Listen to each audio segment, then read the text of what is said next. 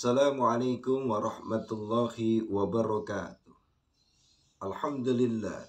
Alhamdulillahilladzi bini'matihi tatimu salihat. Wassalatu wassalamu ala sayyidina Muhammadin sayyidis sadat. Allahumma salli wa sallim wa barik ala sayyidina Muhammad wa ala alihi wa sahbihi wa sallim ajma'in amma ba'd.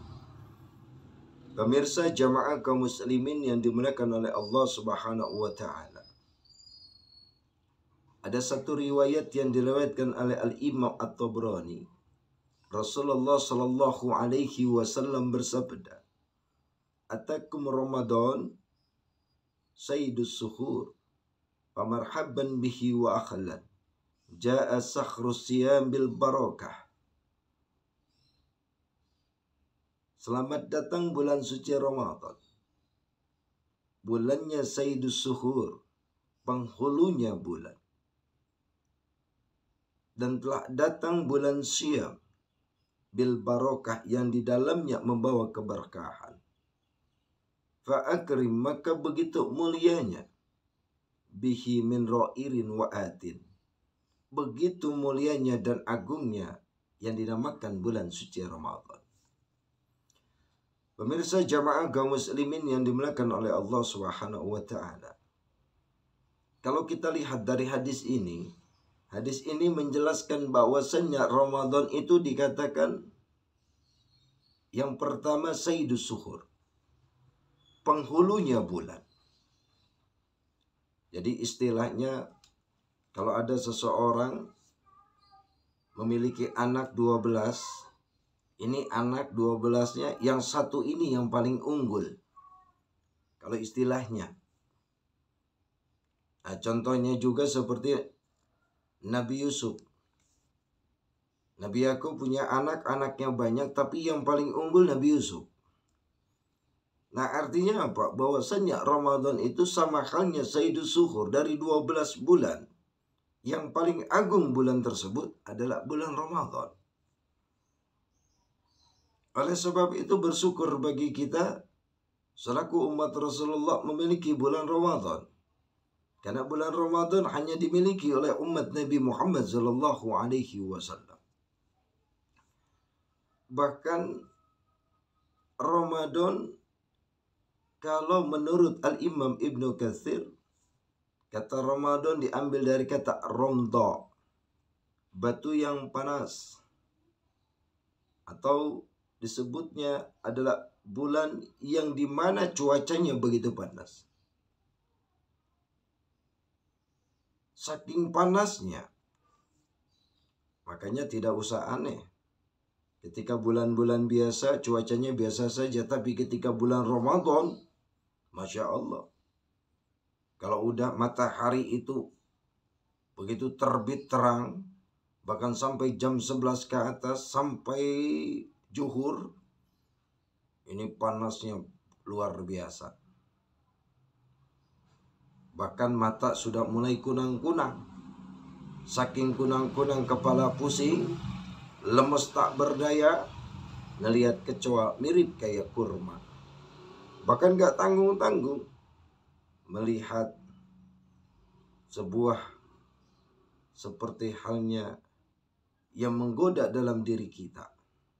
Seakan-akan penuh dengan perjuangan. Maka bulan Ramadan bulan yang begitu panas. Artinya apa? Bahwasannya digodok, dileburkan dosa kita. Para jamaah kaum muslimin yang dimuliakan oleh Allah Subhanahu wa taala.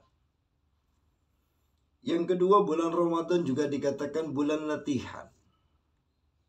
Kalau istilahnya seorang pemain atau atlet, kalau seumpama dia sering latihan, maka setelah latihan dia akan lebih profesional. Setelah latihan dia akan lebih baik. Setelah latihan dia akan semakin hebat. Contohnya seperti halnya Mike Tyson. Dia semakin banyak latihan, maka setelah latihan semakin hebat. Bulan Ramadan bulannya latihan. Kita dilatih. Makanya di bulan Ramadan ini kita dilatih ibadah yang dikatakan oleh para ulama termasuk ibadah syirriyah. ibadah yang penuh rahasia. Tidak ada yang kelihatan dan tidak ada yang tahu.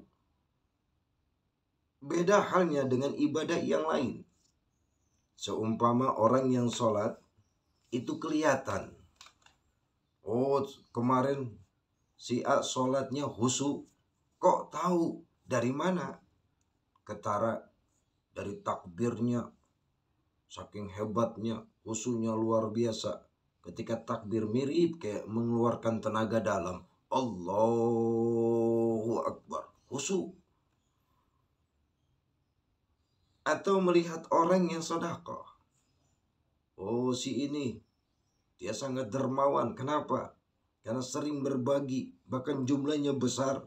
Nampak kelihatan sungguh dermawan. Bahkan ibadah haji pun kelihatan. Oh, si ini pulang haji, hajinya mabrur. Dari mana kamu tahu? Kita bisa lihat orang pulang haji ternyata makin berubah perilakunya. Ibadahnya makin rajin, mabrur. Bukan haji tomat. Ya, tobat di sana, kumat di sini. Itu haji tomat namanya. Jadi ibadah yang lain itu nampak, kelihatan. Orang datang ke masjid kelihatan, orang datang ke musola kelihatan. Tapi ibadah saum dikatakan ibadah sirriyah. Ibadah yang tak terlihat. Apakah dilihat? Oh, si A puasanya luar biasa. Kok tahu? Karena sering berludah terus atau lemes. Tidak mungkin gara-gara lemes orang itu kelihatan puasanya makin cakep. Ibadah yang sirriyah itu nggak nampak. Maka tidak bisa. Yang tahu itu Allah dan dirinya.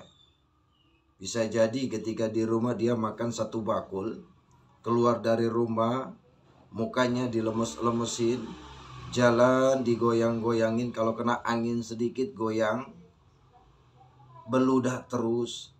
Ditanya makin lemes, iya puasa, tidak mungkin. Karena ibadah saum itu ibadah syariah. Makanya saking dahsyatnya ibadah syariah, Allah langsung yang membalasnya. Sebagaimana dalam hadis qudsi dikatakan, as-sawmu li wa anna ajazi bihi, wa la khulufun fammi sha'im atyabu indallah minar rikhil miski. Puasa itu untuk aku.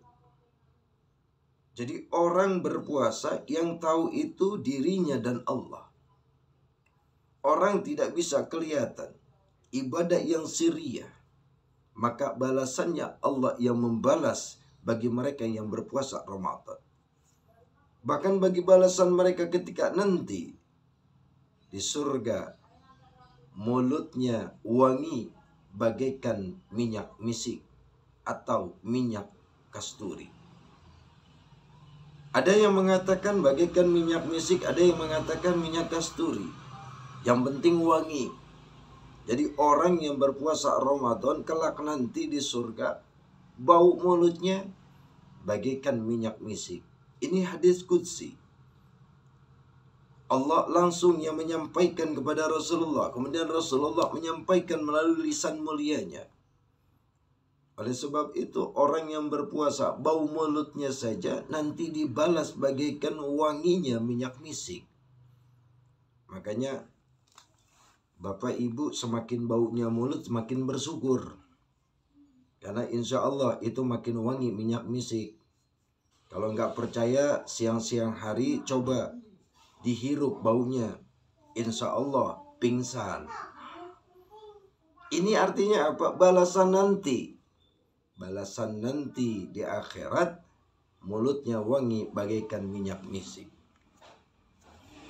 Kemudian yang ketiga, bulan Ramadan adalah bulan wanginya surga. Dari mana buktinya? Rasulullah sallallahu alaihi wasallam bersabda, "Idza jaa sa'rul Ramadan," jika datang bulan Ramadan, "futihat abwabul jannah," Allah buka pintu surga. "Wa ghaliqat abwabul jahannam," bahkan ditutup pintu neraka. Jahannam aunar, pintu neraka ditutup. "Wa suffidat sayatin," bahkan setan dibelenggu.